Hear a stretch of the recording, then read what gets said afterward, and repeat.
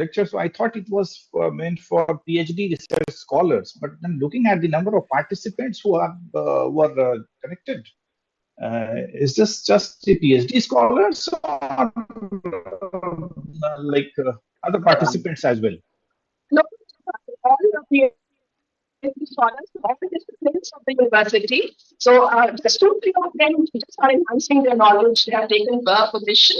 Otherwise, largely we have 346 registered scholars of all Yes, yes. disciplines, sciences, pure science, yeah, of MS University of Baroda. Yeah. Oh, that's great. Great to see. Very encouraging number.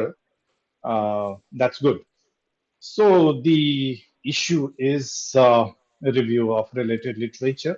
Any research, particularly when we deal with research in humanities, research in social sciences, research in education. Um, I belong to the field of education, so like frequently I would be citing examples, maybe, though I'll try to restrict myself, but considering the varied background of participants over here. But yes, that would come eventually. So I believe, Pooja, this is the fifth or sixth day of this program. 1st of August it had started, isn't it? Yes, sir. This is the 6th day and the 8th Sixth, session. eighth session. Great, Yes. great. So, regarding research, I believe that the primary components, primary issues related to research, now the participants are familiar with, and how to develop research questions, how to develop research objectives. Uh, these things must have been discussed in the previous sessions. Am I right, Dr. Pooja? Yes, sir. Yes, sir. You're correct. Okay, okay. Fine. So my intention for today's session is to share with you the review of literature, review of related literature. Looks very easier, looks very, not so burdensome. So we can do this. We can just go to library. We can just turn pages of PhD thesis. We can just, even without going to library nowadays, we are tech savvy and everything is in our hand now, in our mobile, laptop, wherever. Just with a click of button, we can have access to resources available, so not a serious task, not a so troublesome task. Just collect some piece of information, just have a look whether that relates to your identified research problems or not, and then just to compile and put that in your chapter. That's it. The task is done. And the second chapter, generally, now when we say that the uh, chapterization, when we plan for our PhD thesis, so normally second chapter is related to review of related studies, review of related literature. But is that really that easy, or is that really that uh, likely to be given weightage to? We need to think of.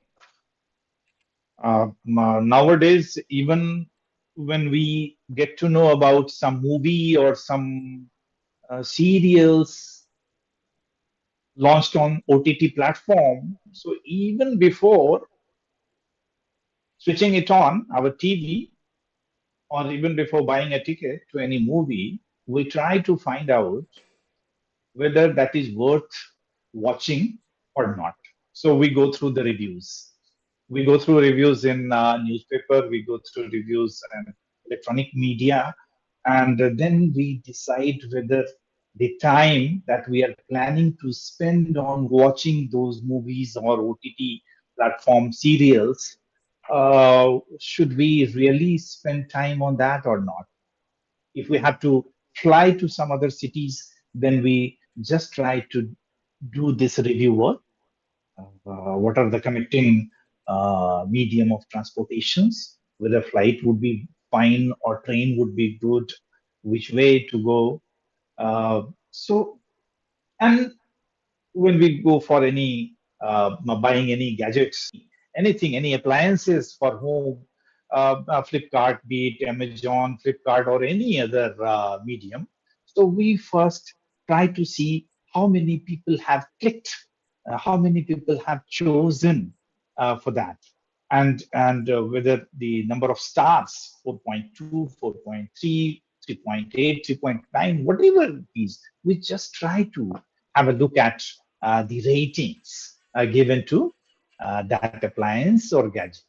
And then we try to look at the number of respondents that have marked those stars. So if, like, say, anything is 4.9 and only 3 or 5 persons have marked that star, that is not, we do not take as reliable. But if it, even it is 4.2, and if it is marked by, say, 15,000, 20,000, or even in thousands, some numbers, we feel that, oh, that is some reliability there we can find. So we can rely on the product, we can rely on the utility, usability of the product, and proportionately the money that we are planning to spend on would be worth spending.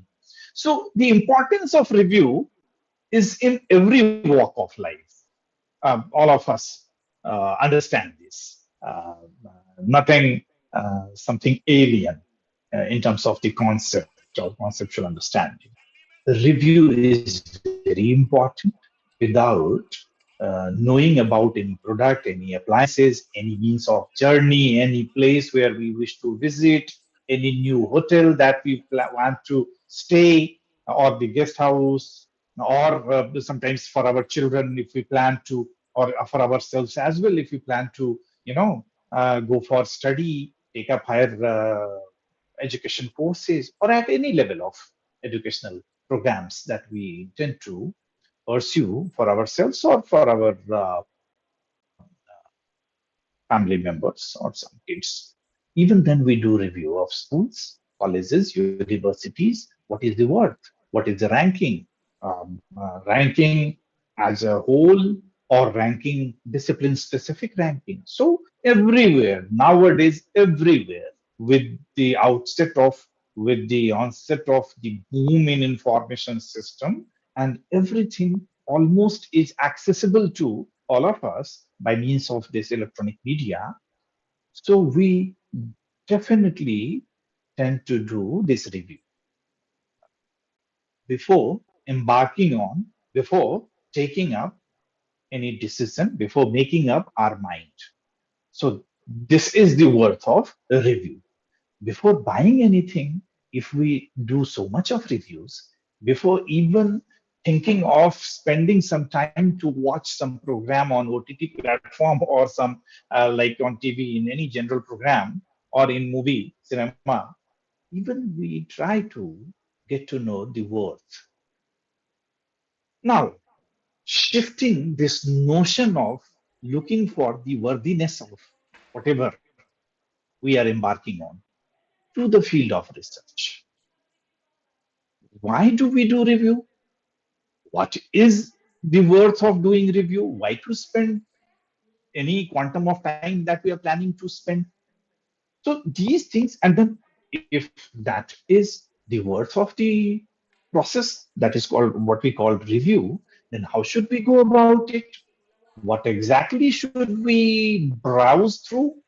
What exactly should we look for to do this review?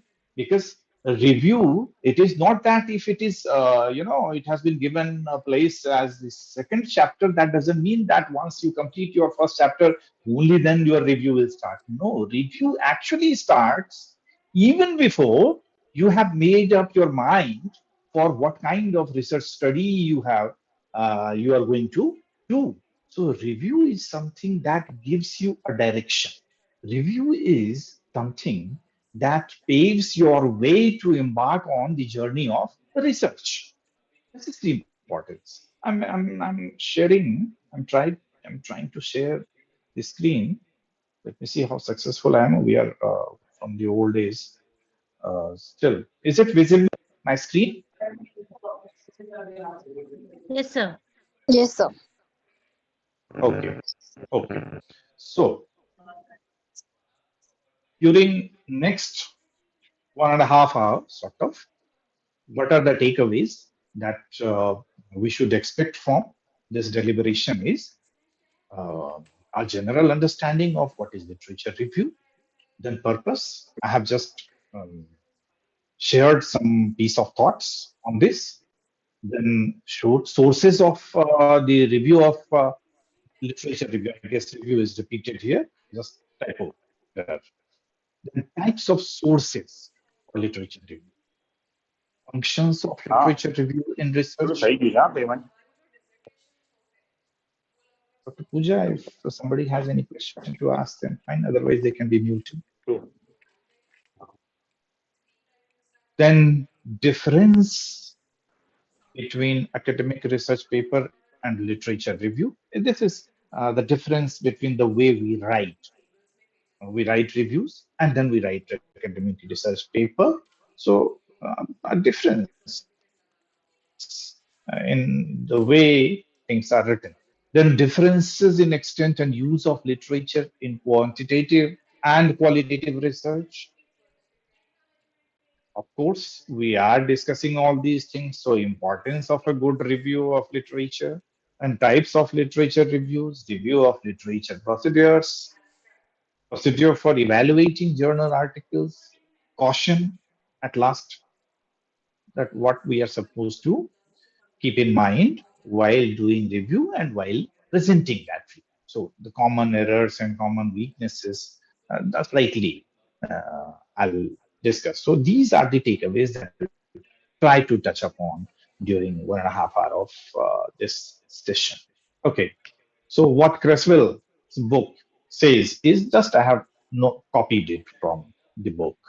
A literature review is a written summary of journal articles, books, and other documents that describes the past and current state of information on the topic of your research study. Simple.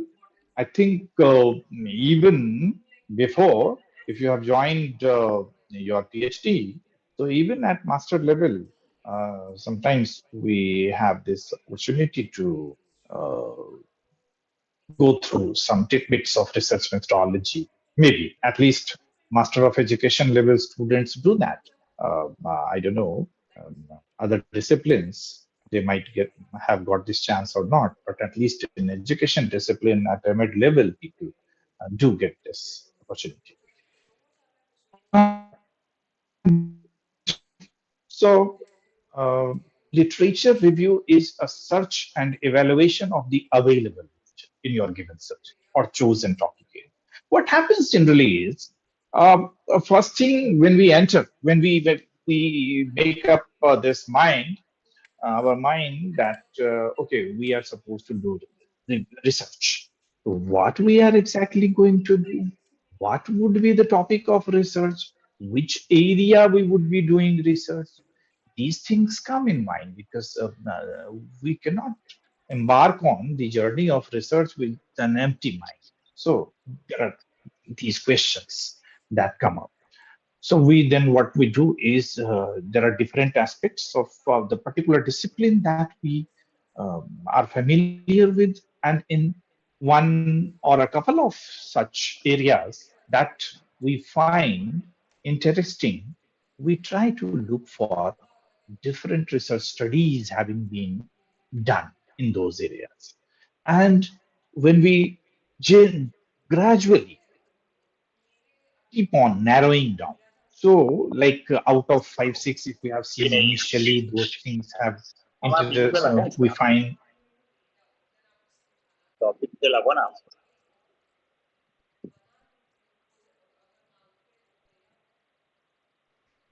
I proceed, Pooja. Yes, yes, yes. Yes, yes. Okay, okay. No issues. This happens. Um, so then we narrow down. our search that okay, exactly now after having seen 5 6 areas where we find that okay, those things we may do research on. So gradually after doing some scrutiny we arrive at some decision, oh, that would be the area, be it teacher education, be it educational management and administration, be it science education, be it anything, guidance and counseling, or whatever be the area of research. Or in chemistry, say organic chemistry, physical chemistry, or biochemistry. Nowadays, there are a bouquet of interdisciplinarity in almost all disciplines where we can find our interest area. So when we, unless and until we have studied, we have reviewed a number of literature related to the discipline that we are pursuing, we cannot make up our mind. So the initial review is done at that level. There, from we get some idea that okay, as per my own choice, caliber, competency level, interest, we can do research in that area. So that is one point. So initial review of literature starts in the beginning itself. When we finalize the topic after having seen different researches, after having found research gaps, and we decide, okay, now tentatively I can do research on this area, in this area, on, and then finally we narrow down to um, recreation our research topic that is called statement of the problem.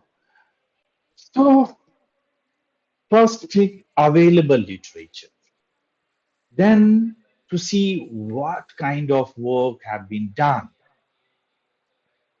This has to be made sure that we should not doing repetition of any research, anything new, or any research which has left some scope for further study that we can take up. But it is not that 100% the same research we need to do. No, that would be repetitive in nature. That is to be avoided. So literature review definitely uh, uh, is a search and evaluation of available literature in our respective discipline. Now, literature review has been defined in the beginning itself, and all of us know that it is just to do review of the available literature. So, what kind of review and how to go about it? So, and what to look for? We have plenty of available literature, and we need to see what exactly we are going to look into, what exactly we are going to look for in the available literature. So we try to see approaches, research approaches. What kind of research has been taken up, or what kind of research studies have been taken up in the area that I have initially made my mind up. Different approaches are there: qualitative, quantitative, mixed perspectives. What kind of? It would be theoretical. It would be, I mean, like in the past 5 6 sessions, I'm sure you must have gone through different kinds of research approaches, research methodology, research methods. So all these things. So you must have uh, uh, become familiar with the kind of research in education. At least I can give like it is not just about the area, it is about how we do that. Like if I'm comfortable in doing qualitative research, so I'll look for whether I need to do ethnography, whether I should go for phenomenological research, whether I should look for doing something like in the field of grounded theory research or anything. So these are then methods, research methods you must have gone through. So what kind of, based on the research approaches, what kind of methods have been done in the area of research that I am planning to take up. So, what are the previous studies, what kind of research methods have been adopted. Then, if it is related to quantitative, so what are the variables having been used, statistical procedures having been adopted, analysis having been done. So, all these things we try to look for in the available literature. And what happens is, why do we do is all these reviews is because it provides sufficient information on the topic being researched and the various works that have gone on in the field over the years. Could be like literature. Through literature we can have idea of some factual information. We can have idea of how some theoretical underpinnings have been defined, redefined, reformulated, re-explained, reinterpreted. So it is about the interpretation, mode of interpretation, perspectives of different researchers do influence the interpretation. So in reviews, we definitely should look for the kind of interpretations of the phenomena, maybe sometimes the same phenomena having been studied by different researchers might have been interpreted differently. So what are those interpretations? What are those ways of analyzing things and interpreting things? These things we try to find out through the literature review. And when we do that, so where from, where, what to look for, what should we try to find out, where to do all these reviews, where we can find our related studies area, whatever we have chosen, where you can just see the slide. Some of the sources I've just noted down. This is not at all exclusive. This is like open-ended. You can add some more. There are different sources of literature review, but you can see those things in journals, books. Some reviews, reports are there, abstracts are published, indexes are there. Internet is the good source nowadays, though there is great uh, danger of distractions and deviations. And now, after post COVID, we can see the digital content overloading as open educational resources. It is very difficult to distinguish between the right quality of digital content and not so good quality of digital content. But internet is full of digital content. So digital overload is everywhere. So we have to be cautious to see what kind of authentic we should have like access to authentic source of information, authentic source of research studies or information or analysis, interpretation of research work. So that is very important. Then, of course, doctoral thesis, dissertations, these are the main source of review, and the students find it very convenient because they find, oh, this is the PhD work, and we have to almost do the same thing. So, doctoral thesis appears before us as a role model. And that role model is easily accepted, easily copied sometimes. We should avoid do that. Uh, what happens generally is, no, I'll discuss it in the later part, but what happens is if we have in our hands 4 or 5 PhD thesis, so what we do is first we just turn pages to see what kind of methodology is there, what is the research design, and then we have to at the end of the thesis we have to write referencing to do bibliography and references we have to put.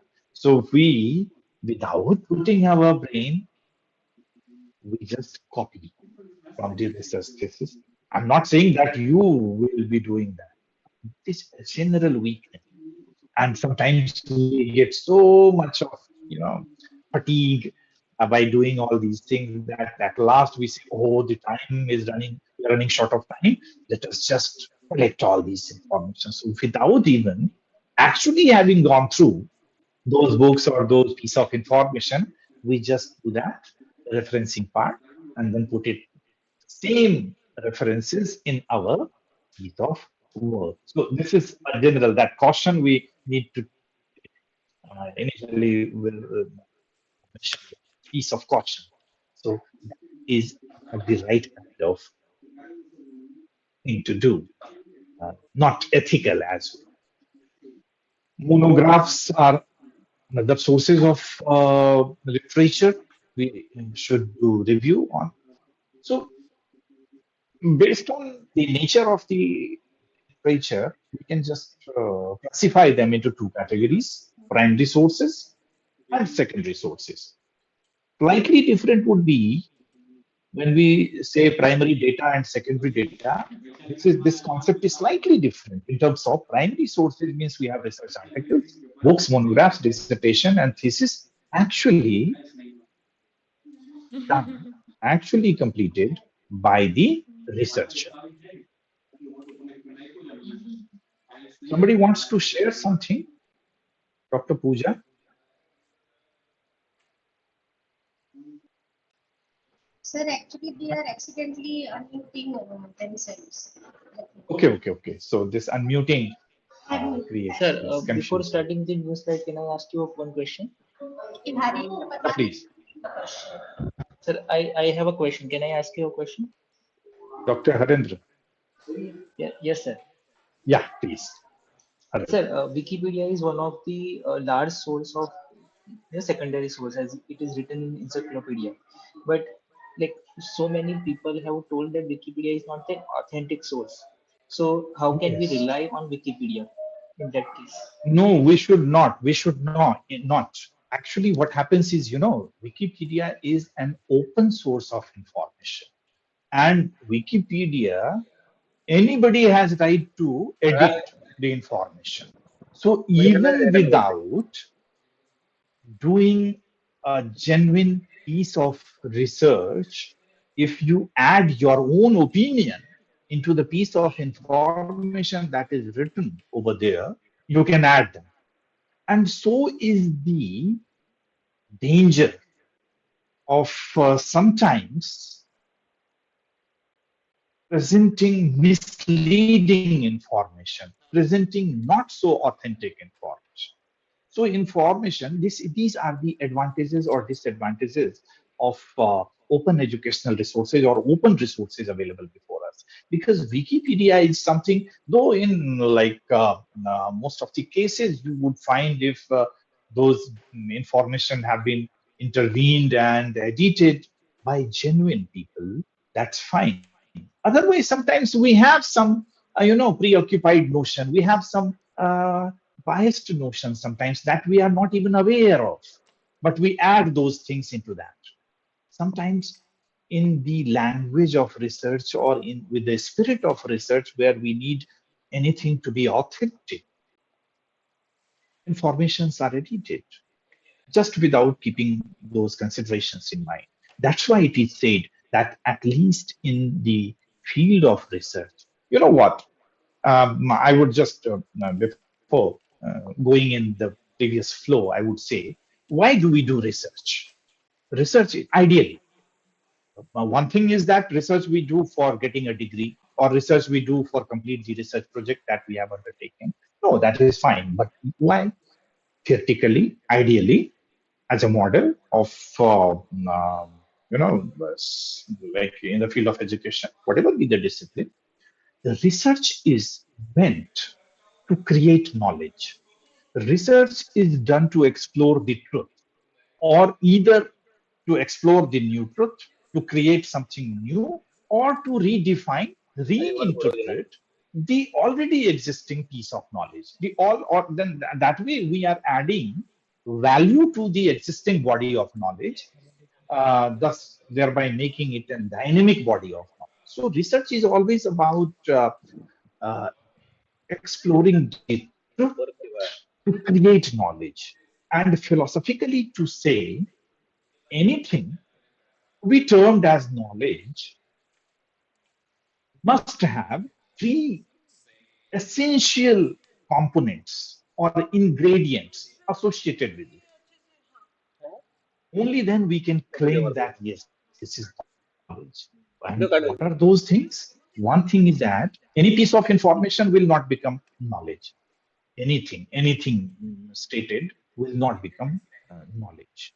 So what are those essential ingredients for any piece of information to be claimed as knowledge? Is it should be true.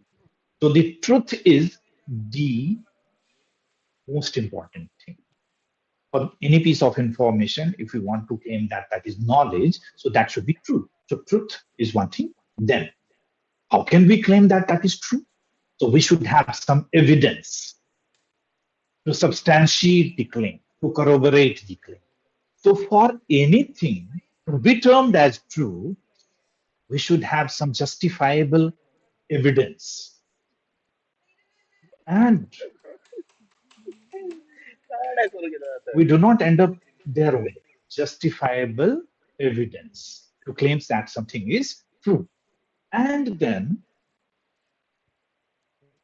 this truth that we are claiming to be true must be reliable in terms of the research. Linguistically, research language, we claim something to be reliable only when under the similar circumstances we get the same result. So reliability is the third most important thing. We cannot say that this is first one, this is second one, this is third one. Anything, it should be in a cyclic manner. But the first thing is truth, justifiable evidence, and reliability. These three are the essential ingredients for any piece of information, for any statement to be claimed as knowledge. Otherwise, it would be just an information. It could be a rumor. It could be a misleading information. Now, coming to your Wikipedia thing, is when we say we are doing something for creation of knowledge. So knowledge ideally would be that information only which would be true, which would be having justifiable evidence, and which would be reliable. Now see, Wikipedia are everything. Every piece of information which is presented there is based on the uh, claim that this is true, or even if it is claimed that this is true. Nowadays, everybody say that whatever he or she is speaking is true. Is that substantiated by justifiable evidence? Is that substantiated by anything which is present to be directly correlated? So justifiable evidence is there or not? And then what is the reliability? Maybe for one time that any outcome might have occurred, but what is the chance of recurring of that outcome? So reliability. So these things are missing in Wikipedia related information. That is why we generally suggest, advise scholars to avoid. Wikipedia should not be taken and is not taken as a reliable piece of information. There may be the fact that Wikipedia information may be, say, 90% correct, 95% correct. There is no statistical survey done so far. But yes, there is always a chance of having not having justifiable evidence or not having reliability. That's why it loses its place as a reliable piece of information. Just because of one or two or a couple of such cases, the whole gamut of information falls under that category. Brother, Where for all the just best. sake of research, we do not rely on that. That is the thing. Have I communicated to you, Mr. Harinder Verma? Yes, sir. Yes, sir. Thank you, sir. Okay, fine. So primary source of research, primary source of literature and secondary sources of literature. So primary source, if say you have done your PhD and you have stated something original, that would be primary source for me. And if you have collected information and assembled them and put in your research paper or put in somewhere wherever it is published, either in book form or monographs or anything, so that would be secondary sources. So when at the end of your PhD thesis, you write your conclusion, you write your interpretation, that might be termed as your original work. So that might be a primary source of literature for me if I'm doing review. And if in the second chapter or wherever you have collected information from different sources and put them together. So that would be secondary source of information for me. That would अरे be अच्छे पढ़ा रहे secondary literature source. So that is the difference between the primary and secondary. Then see, research articles are there, the kinds of types of literature that we were talking about. So research articles are there. Nowadays, with the advent of the internet, open educational resources, and our potential to reach out to any source of information has become very accessible now. So, research article in journal based on others' report or others' research, that are the one of the major sources where we can have a look, we can do review, we can find some worthy information, worthwhile information for our piece of research. Like, for example, I have just given a link here, eric.ed.gov. That is one thing. Books are the one of the major sources. Now, I don't know how many researchers genuinely go through books, but you should keep on analyzing.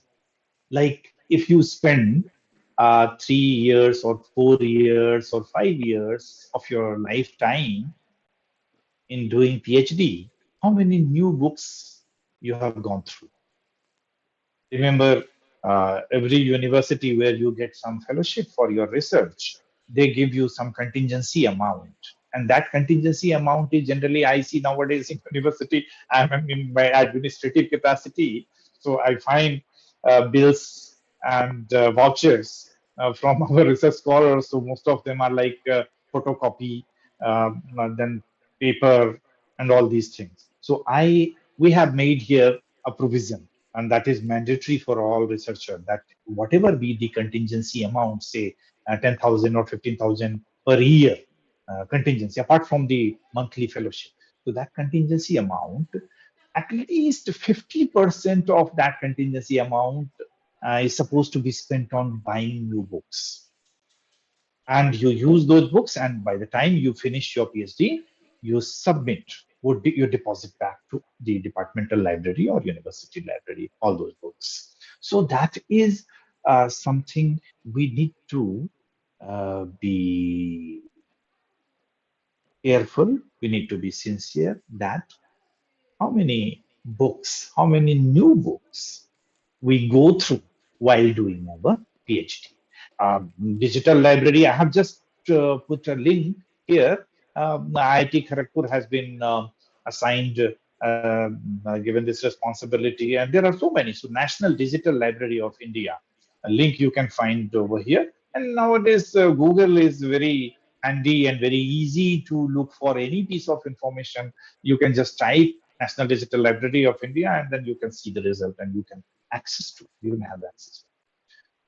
Monographs. Monographs are like unlike PhD, where or unlike other books where there are different dimensions of information, chapters, dimension in terms of piece of information or associated information. Uh, so there are variations and varieties, whereas monographs are highly detailed and a thorough document uh, related to the specific study on a particular topic, one area, one specific area. So that is called monographs. Monographs are like it would not be in size. It would not be like a PhD thesis like volume nowadays. Even I have seen people or research scholars counting in terms of how many pages should be there in our PhD thesis. Should it be 250? Should it be 200?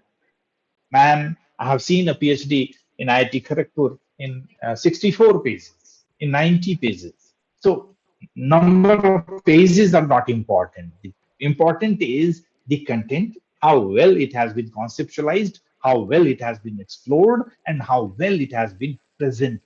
So that is the beauty of the work research study. Yeah. Anyway, so monographs are one particular topic chosen, carefully studied, and presented specifically.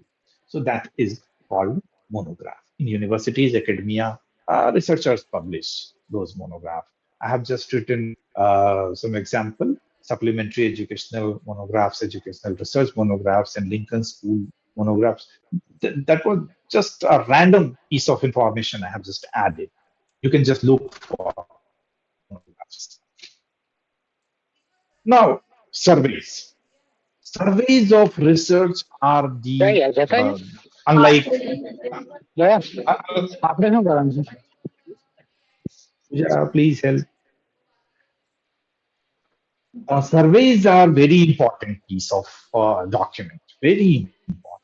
And this university, MS University, the Maharaja Sayaji Rao University, uh, is credited largely for educational survey.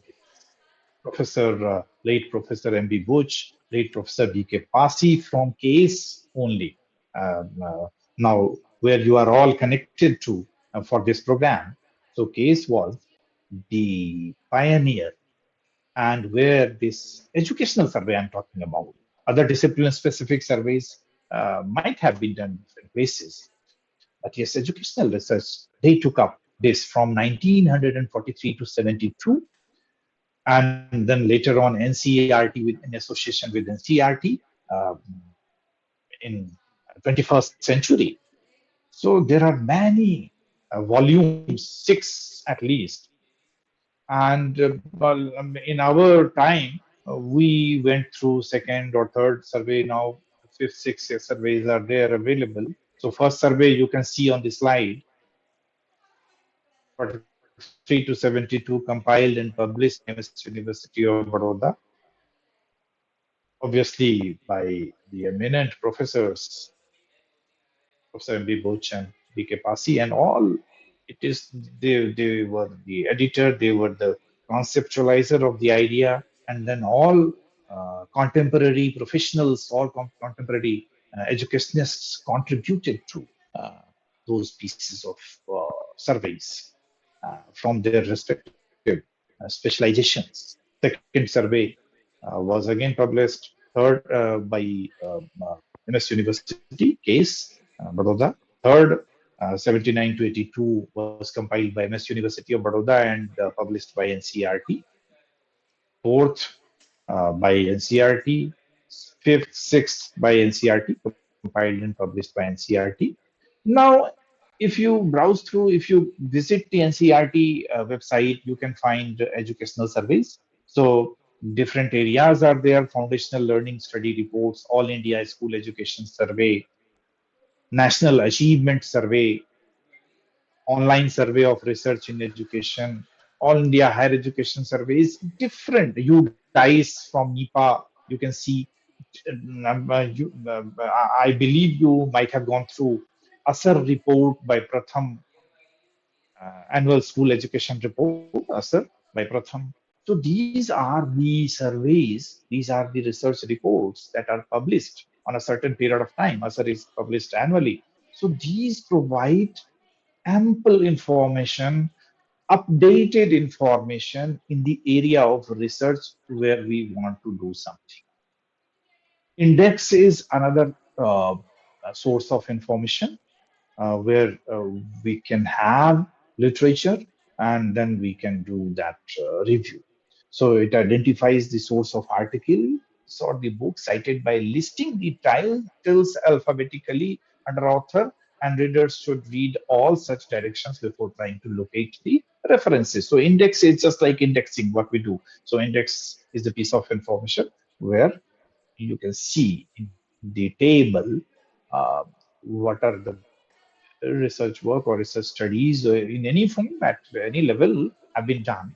And we can just reach out to those by picking one or a couple of those as per our research interest. For example, Education Index, New York, ERIC, Educational Document Index, Washington, International Guide to Educational Documentation, Paris, British Education Index, Index to Selected educational periodicals, Leeds University. These you can just have a look. Like from you can just see the kind of researches on Shodh Ganga in India, particularly nowadays. Uh, when you will complete your PhD, so you complete it and then you are submitting your PhD along with your printed version, a soft copy of that. Because those, after having checked its plagiarism issue and all those are sent to Inflement. And Shodh Ganga is the platform where all the research studies, particularly doctoral studies, are uh, put up. So that is a reservoir of Indian thesis, where you can just visit and find out as per your area of research what are the theses available there. You can get the idea of whether the right path we have chosen to embark on the journey of research, or we should have some modification in the beginning itself. So these things, initially when you join research course, you are asked by the professors to do research. So Shodhganga is the easy place to just go and visit and have sufficient information which would be beneficial for your future research, your further research. So Shodhganga. Then, of course, I don't know how many of you, but yes, newspapers and pamphlets, sometimes small piece of information related to the kind of research that you are doing might be helpful. So those, like some articles are published nowadays, newspapers are there. So those are again very important and very useful source of information. And if you have seen how to write references, I don't know if you have been discussed this or not, or maybe if not so far, then maybe in the next ones. So we know, in particularly in social sciences and humanities, APA style of referencing is advised, has been adopted. So APA style has all these dimensions that if we pick information from thesis, how to write it as reference. If we pick up information from books, then how to write it, book chapters, research articles, or if newspaper, so how to write it as reference. So these are like newspapers and pamphlets. Then government documents like uh, um, many, like education commission reports. Different education commissions have like submitted their reports, so we have a number of particularly research scholars belonging to the discipline of education know different reports. And national curriculum framework for teacher education, national curriculum framework for early childhood care and education, all these and other related reports, Ramurthy committee reports, Sargent commission reports, It's a number of, I mean, all of you know that. I need not elaborate each and every one. But yes, government documents, they provide a valid piece of information, reliable piece of information. Nowadays, if you visit the Ministry of Education websites or related ministry, be it science and technology, be it any other, wherever, whatever be the area of our research, so we would find some or the other reports related to our research interest available on those websites, and you can download it, you can go through, and you can use that piece of information um, as a catalyst in churning out the ideas. So government documents are another piece of information, important information.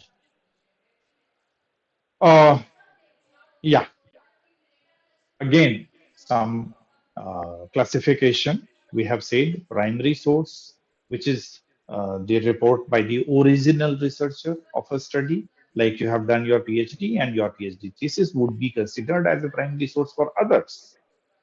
Secondary source is obviously description or summary by somebody.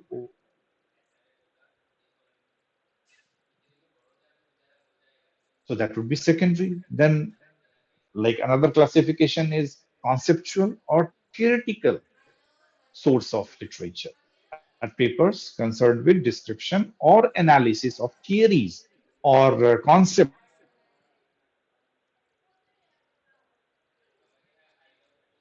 ideas. So these are considered secondary. But yes, under secondary, you can consider conceptual or theoretical. Some research articles or papers are centered on theoretical framework, or they build up some theories or theoretical framework.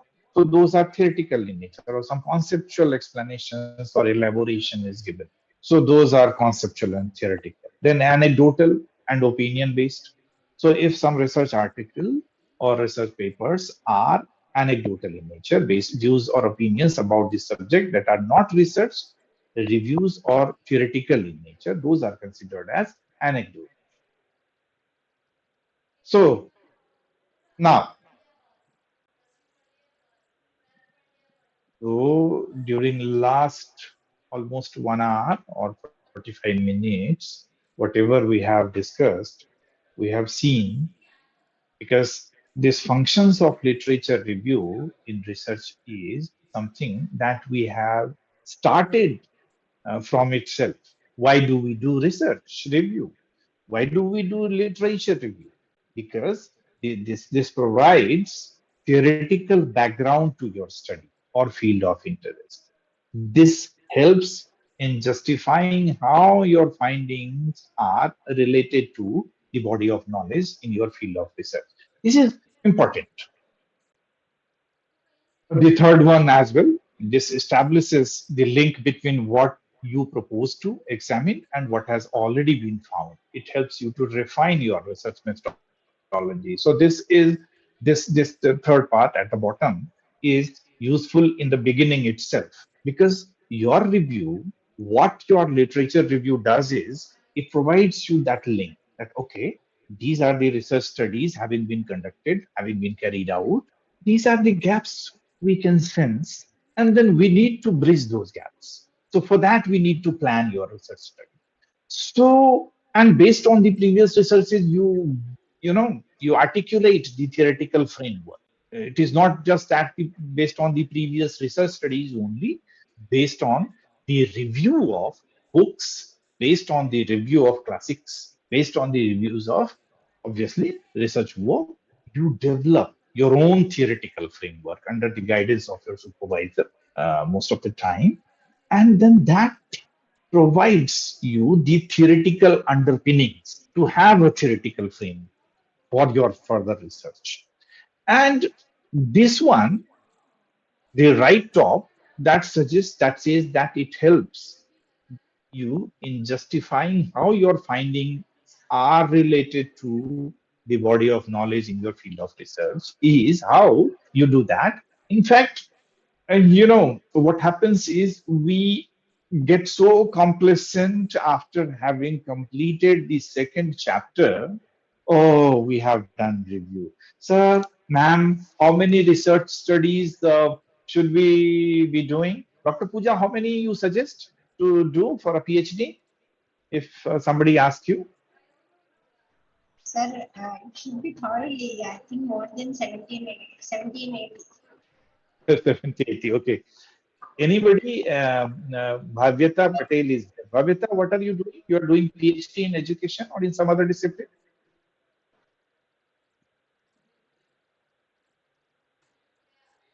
Are you there, Bhavyata?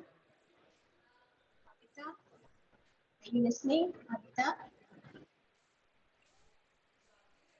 Oh, this is again checking to see how many are attentive. Hmm? Anybody who can answer my question? Riddhi, I can see a few names. Avita is not there. Riddhi, are you there? Riddhi Mehta? Sir, Yes, I think yes, sir. can I answer? Harendra? Harendra? Oh, Harant Parmar. Yes. Please. You are Sir, the I think savior. sir, I think it is not how many researches we are doing, but I think it is like it is related to our topic. How many recent researches we can find and correlate with the our own research, justifying the research, even in the including the in the introduction and the discussion part. Yeah, I discussion think. part is very important because yeah, this is what I just wanted to add to, and that's why I was just asking because what happens is we should not get complacent after completing the second chapter, that is the review of related literature, or maybe sometimes people put in the first chapter itself, because the work is not finished by the time we complete RRL. That RRL should be referred again to when we are discussing our research outcomes, because we are trying to match or mismatch, trying to find the match or mismatch between our research outcomes and what exactly or what all are there as research outcomes by the previous researchers, earlier researchers. So there comes the role of the review of related literature, where those analysis or any churning of idea related to literature review helps us in correlating things as the new research outcomes with the earlier research outcomes. So there again, Sir, we need to. Hello. sir, I have a question if I could ask. Yes, Radhika. Uh, Sir, with respect to patents, like patents, the disclosure is usually the public disclosure comes 12 months after it has been Yeah. given into. So, such discoveries for like reviews and all those things, how do we go about it? Like, do we consider them as Yeah, primary? definitely. Patents we should consider as primary source of information, but only to the extent of what is available to us. Because primary here is by primary is any information, any research outcome by the original researcher, by the first researcher, whose outcomes you are going through. So if that is the first person's information you are going through, that would be primary source of literature for you. But if you know, mixed you after having gone through that piece of information and you paraphrase it, or you add your own inputs to that information to make it to present it in some different manner, or to compile, collate, and present in a collective manner. So that would become secondary for others. This is one thing. In terms of the timing taken up in any patent to be made public, so those informations obviously, unless and until it is made public, unless and until it is legally supposed to be referred to, you cannot refer to it. That is the issue. Agrawal, anything you want to add to?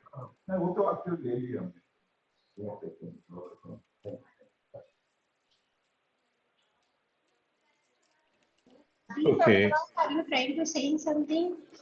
Deep Agrawal? Sorry, sir, I think he is not aware of. Oh, mistakenly, yes, yes, yes. No problem. No problem. Yeah.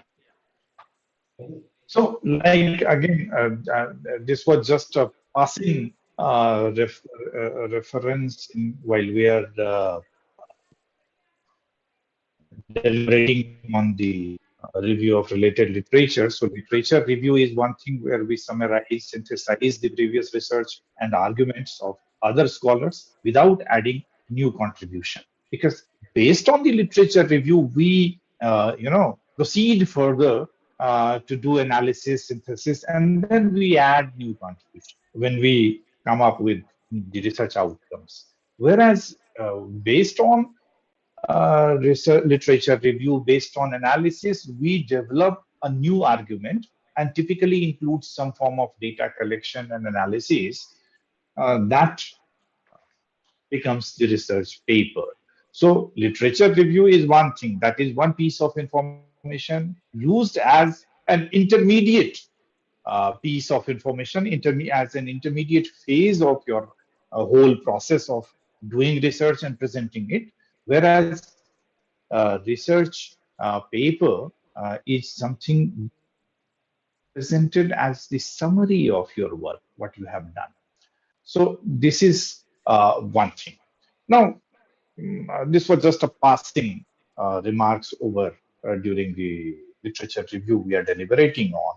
Here comes the difference in extent and use of literature in quantitative and qualitative research. Qualitative research in like in science, you won't find such researches generally, but yes, in humanities, social sciences, education, you would find qualitative and quantitative. Of course, we have been doing. So the difference in extent and use of literature. You can see in the table here. In quantitative, we have substantial proportion to use. In qualitative, it is minimal because you cannot use, because qualitative researches are generally done on any, I need not explain it. Qualitative is something uh, to understand the social phenomena, cultural phenomena, social processes that are most of the times very specific. So unless and until you are replicating that research, majority of the piece of information would be uh, not so important for your thing, because if you are doing ethnography, so your ethnography, the elements of your research outcomes would not make a substantive part of that. Methodologically, you can draw idea from other researchers, but the content wise, uh, it would be very minimal in nature. Whereas in quantitative, you would find it substantial because here research tools, research instruments, research techniques, sampling, data, etc. You have a lot to revisit and you have a lot to draw on. Then, in terms of justification, both have the same thing by nature, even in qualitative, in quantitative. In both kinds of research, you justify or document the need for the study, definitely. And in quantitative, it is confirmed or disconfirmed prior predictions from the literature. Whereas in qualitative, confirmation is something very tricky in nature, because when we are dealing with numbers, when we are dealing with numerals, we have claims to be confirmed, we can confirm or reject, refute. But in qualitative, we deal with emotions, opinions, sentiments, human expressions, and the whole paradigm is completely different from what we adopt in quantitative paradigm. So in qualitative paradigm, we the findings or the literature available, those literatures just support or helps us modify the existing findings. So we have to keep in our mind that we need to use these information to this extent, because that will help or not would be that so much helpful depends on the nature of the research that we are pursuing. In quantitative, you can draw on standardized tools are there. Based on the earlier research, people develop standardized tools, and you can adopt the same tools for your piece of research if you have chosen specific area. If you are choosing attitude or some other kinds of aptitude, etc. There are so many things. Intelligence tests related some research work. So these things are previously developed by earlier researchers. Tools can be utilized properly, but the same situation is not there in qualitative research, where there is no close-end questioning, and everything is like the whole process of research unfolds during the course of research. So the unfolding of research process takes place once you start your research in the field. When you go in the field and start interacting with your subjects, interacting with your samples, interacting with the community of people, so the actual research process gets unfolded during the process. So in during that process, um your modification would be there. So your research literature would help you to provide initial food for thought, that we say, that initial. And then based on the literature review, you can modify your work accordingly. These are the extent. That's why we say that we depend minimal in qualitative research outcomes, and we depend maximum because we have authentic numerical processes and numerical analyses that generally we claim as scientifically to be correct. So that way, quantitative research provides us that information.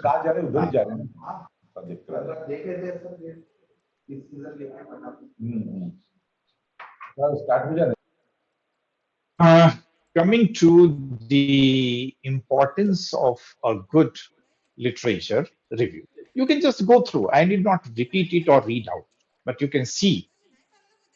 Um, Start from the beginning itself. It helps you in identifying a research problem.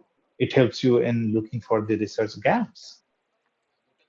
By doing research reviews, literature review, um, some very useful research questions, piece of ideas are generated. Then it helps you orienting you to what is known and not known about an area of inquiry, to ascertain what research can best contribute to knowledge. By research review, by literature review only, you get to know that, oh, so many research studies have been done on this. No, don't do that. It's already there is a like piece of cognitive overload in this area. So why to do anything repetitive? So literature review helps you in ascertaining which research can actually be useful, which research can actually contribute to the field of knowledge that you're talking about. Then it obviously helps you in determining the gaps and or inconsistencies in a body of knowledge. So that way, it obviously help you in discovering unanswered question about subjects, concept, problems, and whatever arises in your mind. Unless and until you go through, like I just asked Dr. Puja, how many? So it is not about the number, it is about the variety, it is about the available thing. Like, see, if you are doing reviews and you find the same kind of research 10, 15, 20, 25, what is the point? There is no point of turning pages of, say, 15 PhD work, which are of the same nature. Yeah, you can look for the variations, you can look for the varieties, and thereby you arrive at this conclusion that what are the inconsistencies, what are the gaps, and then based on that, you try to find out. We try to rephrase, or you try to christen, rechristen the research question that arises during the process. It helps you in identifying relevant theoretical framework. Look, like I when I was doing my research, so I thought to study, for example, I thought to study the process of policy making in terms of some tribal children's education. Specific theme, specific conceptual framework was there. Based on that conceptual framework, one particular whole educational program was developed, and that was implemented in some 500 government schools of Madhya Pradesh. And there was an agency which was implementing that, that was Eklavya. So when I thought of doing that, so I went through their literature, and I found that the whole process was based on the social constructivist perspective of teaching learning, social constructivist perspective of learning. So that provided me impetus to think over the theoretical framework related to that social construct, because social constructivism is a theory of learning, and that provided me the food for thought. And then based on the literature that were being used by Eklavya or the government agencies, and then related literature, related research, then I developed a theoretical framework where I added Vygotsky's theory, where I added Jean Piaget's theory of constructivism, cognitive development, where I added zone of proximal development related concepts in my theoretical framework. I added Mead's concept of personal and interpersonal communication. So these three, four theorists' work I went through in depth.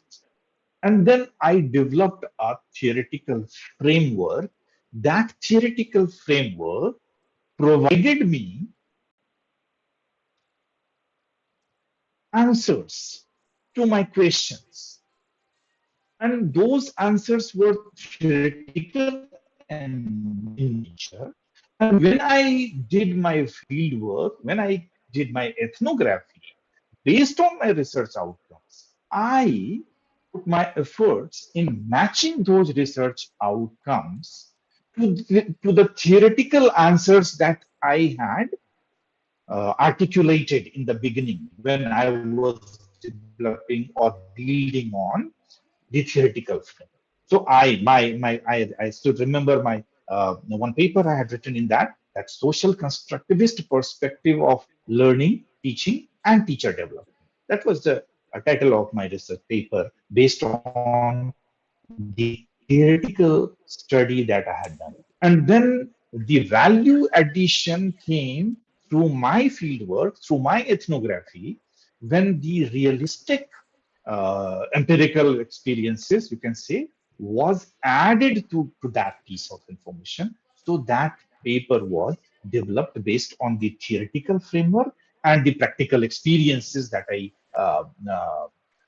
experienced, that I attained in the field. So, like, it helps.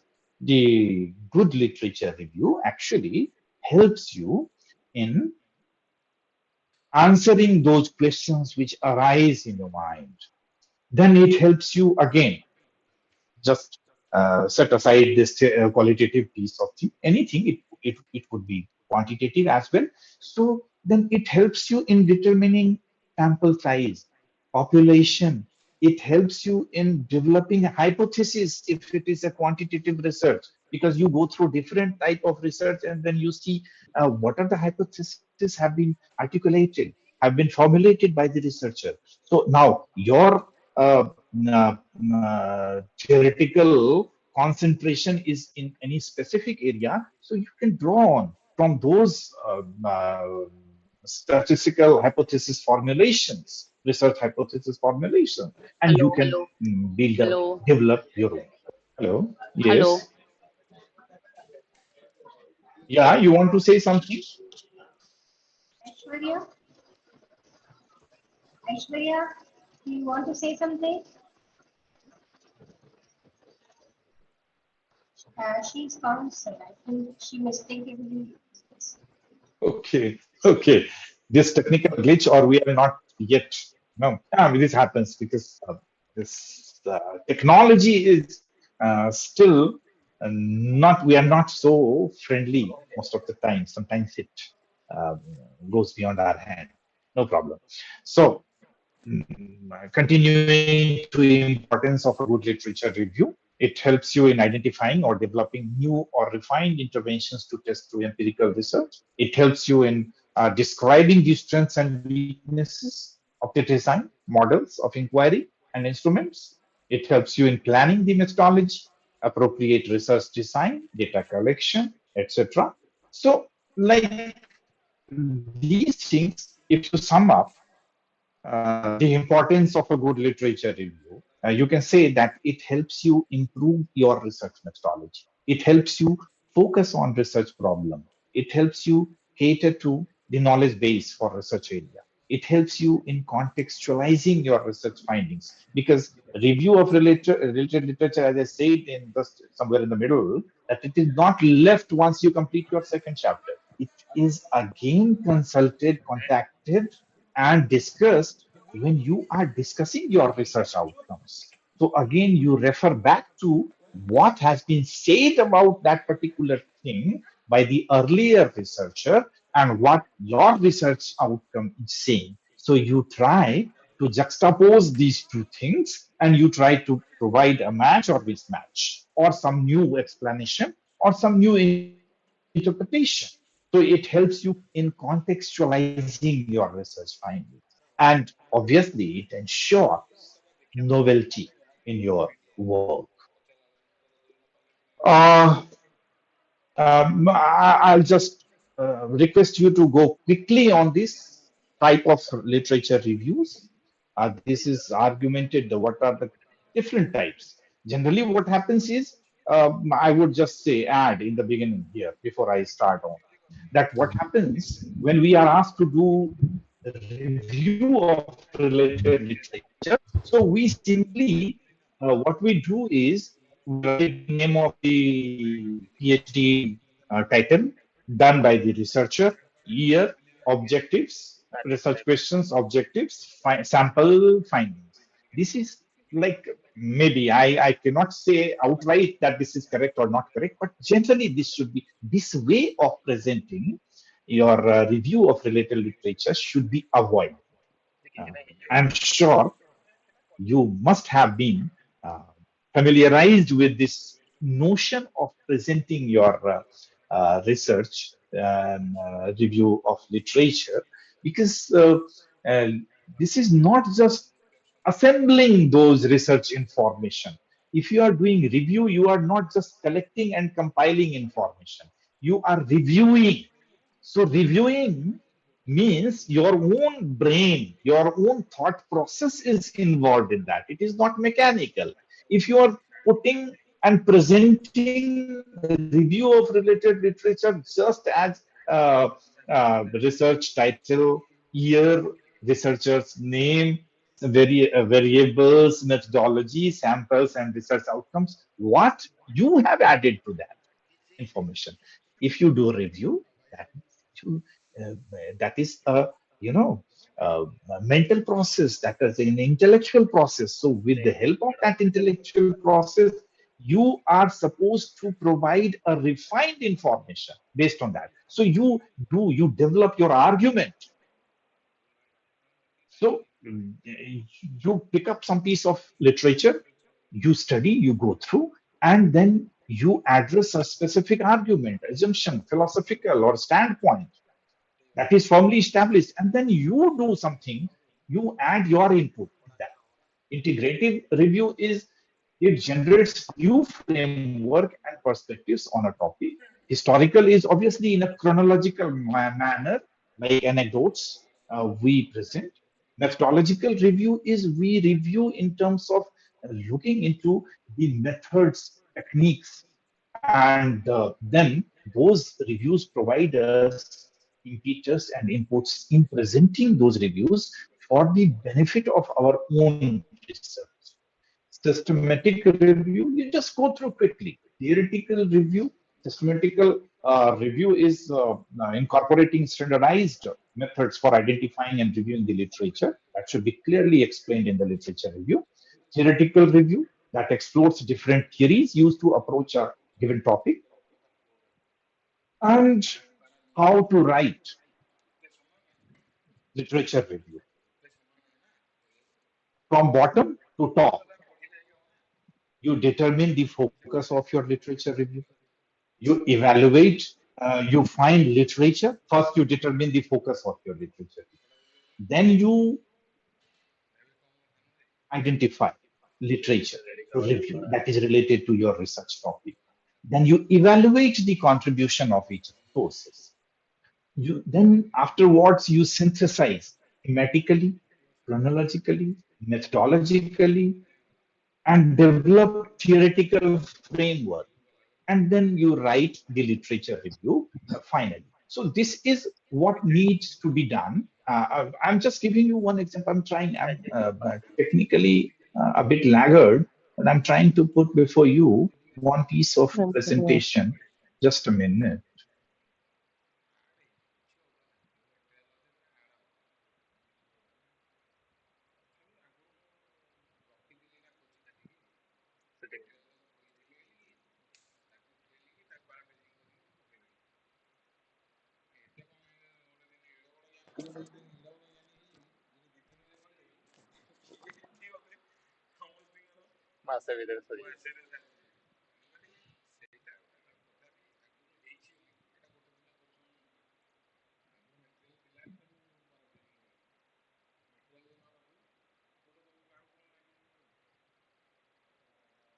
Yeah.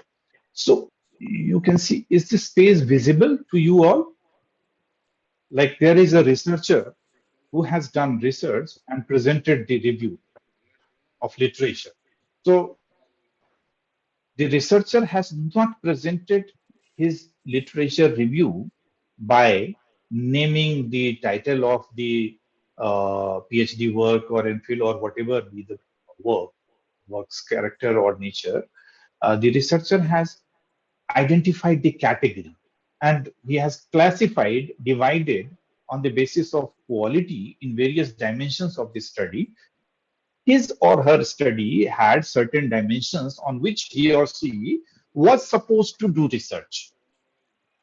So he identified the area like quality in education, quality of school environment, leadership and administration, quality of teaching learning process, and evaluation. So five categories, five dimensions this researcher had in his or her research. And he or she was supposed to do research based on these five categories. So now he went for doing literature review. So now the first was quality in education. So what is the subtitle of his literature review? Studies on quality of education. And then the researcher writes, Oz and D. Stephens, bracket 1990, studied questions of quality, primary and education and development. They looked at the humanistic approach towards education and said that it essentially had these features, efficiency, etc., and etc. So what did this researcher has done? This researcher has not mentioned here the thesis name. That would be obviously in the reference section. But here he or she has categorized this whole review of related literature based on the kind of dimensions that this researcher is supposed to further embark on to study. And based on that, he has categorized. He have another one, this Lockheed Westport studied improvement in elementary education. Then he synthesized the idea of the research outcome, and then the researcher has presented. all these you can see on the 16 pages. That is the way of presenting literature review. It is not just, I have seen in many, but I'm sure all of you must have been aware of that, because this should be the actual presentation of review. As I said, review is not about just compiling the piece of information and then presenting. Review is about how you have analyzed those things, and then how are you presenting those piece of information which is or which are important to your piece of research study. So that is the way to present your review.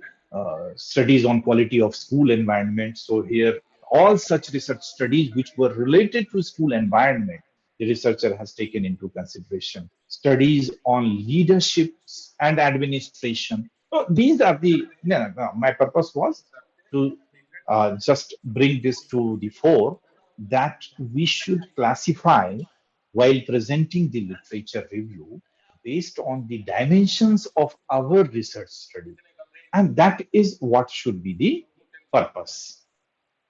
And finally, when you evaluate, you evaluate the journals or articles, so read and understand the abstract, read and understand the introduction, methodology section, result section, and discussion section.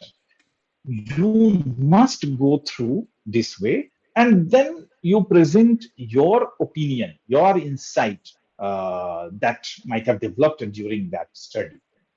And then finally, this is what I just wanted to say at last is a piece of caution. Generally, what we tend to do is it should not be just a mere description of various materials without making an effort to show the relation between the studies and main objectives of your research topic. So it should clearly be having those things like I just presented one or two pages before you. Then generally what happens is, I said in the beginning itself, it is our human tendency. We just tend to cut and paste, which should not be encouraged. Original work. Cut and paste means if we have a PhD thesis in our hand and we say in the reference section, oh, these are 200 references are there. So just copy and paste in our research. Who says? Remember, in reference, you are saying only those sources which have been cited, which has been actually referred to in your piece of writing. In text, citation is one way of presenting those things, where in writing any paragraph or any sentence, you just write the name of the researcher, surname of the researcher, and last name of the researcher, and the year of publication, and then final reference with due uh, credit is given at the end, be it the chapter end or be it the thesis end. And then journals or reports that are included are not critically evaluated just for sake of inclusion. We add that. No, do not do that. You evaluate critically the research questions, methodology, and you and the recommendations made by the researcher, and then you look for its relation to your piece of research. If that is related to your research, add only that, not just to fill up pages, not just to increase number of pages. You need to do that. So these are not all inclusive, as I say. There could be many. I believe that based on what we have, what I have presented, what you have listened to, if you have paid attention to, uh, you can try to review some 3 4, and based on your review you can attempt to write a literature review the way I just shown was presented, and then you just share with your guide, your mentor, your teacher, and then maybe you can ask for their opinion to make it more worthy, to make it enriched. That's all to share in this session. I can see my friend Professor Ashutosh ji is there. Uh, Thank you for your patience, and it's so